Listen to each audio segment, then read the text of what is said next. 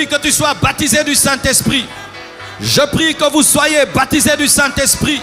Je prie que vous soyez baptisés du Saint-Esprit. Si tu as la foi pendant que je parle, tu reçois le baptême du Saint-Esprit.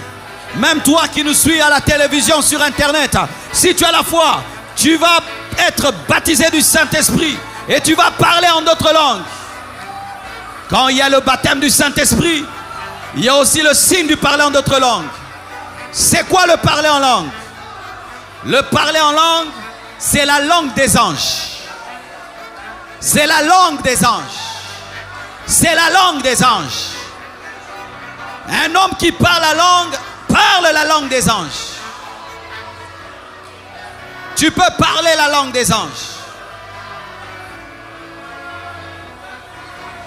Comment ça vient? Comment le parler en langue vient? Le parler en langue vient, tu sens une plénitude, une plénitude. Une plénitude, une plénitude, une plénitude, une plénitude, une plénitude, une plénitude, une plénitude. Et cette plénitude commence à contrôler maintenant ta bouche. Ça commence à contrôler ta bouche. Tu ne sais plus parler français, tu ne sais plus parler lingala, tu ne sais plus parler anglais. Ça te dirige dans une langue que tu ne connais pas. Il n'y a pas une école pour parler en langue. Tu dois seulement croire, désirer. Et pendant que tu vas prier, la plénitude du Saint-Esprit va venir en toi.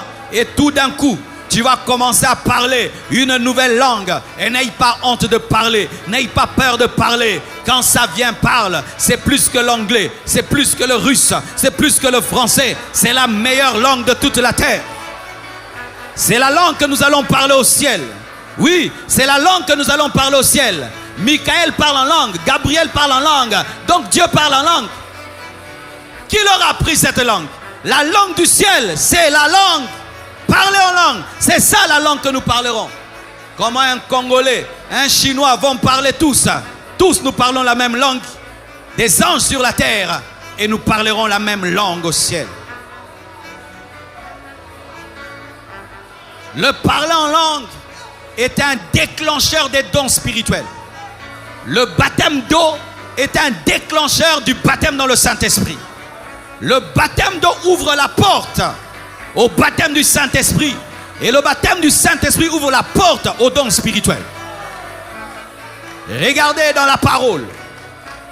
C'est vrai, il y a des exceptions. Des personnes qui étaient baptisées du Saint-Esprit avant le baptême d'eau, comme Corneille. Mais vous allez voir la plupart des temps, les personnes qui ont été baptisées de l'Esprit ont d'abord été baptisées d'eau, ensuite été baptisées du Saint-Esprit. Et quand les personnes étaient baptisées du Saint-Esprit, on les entendait parler en langue et prophétiser. Pour dire quoi? Le baptême d'eau ouvre la porte au baptême du Saint-Esprit et le baptême du Saint-Esprit ouvre la porte aux dons spirituels. Désirez le baptême du Saint-Esprit. Et si tu n'es pas encore baptisé d'eau, au nom de Jésus, après le culte, va chercher les serviteurs de Dieu et qu'il y ait un programme de baptême pour toi. Parce que tu dois accomplir toute la parole de Dieu. Je ne sais pas ce que tu sens. Je ne sais pas ce que tu perçois en esprit.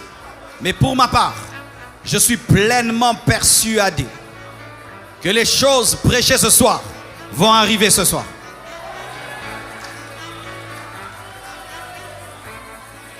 Je suis pleinement persuadé que les choses enseignées ce soir vont arriver ce soir.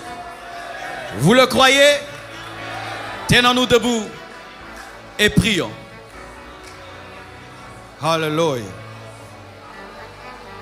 Prions, prions.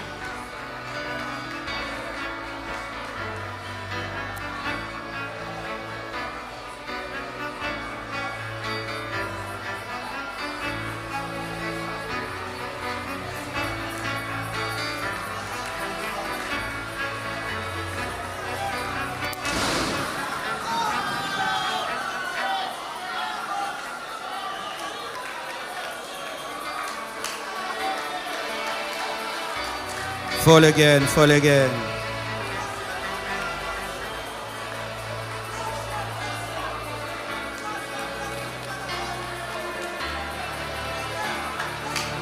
Un réveil est en route.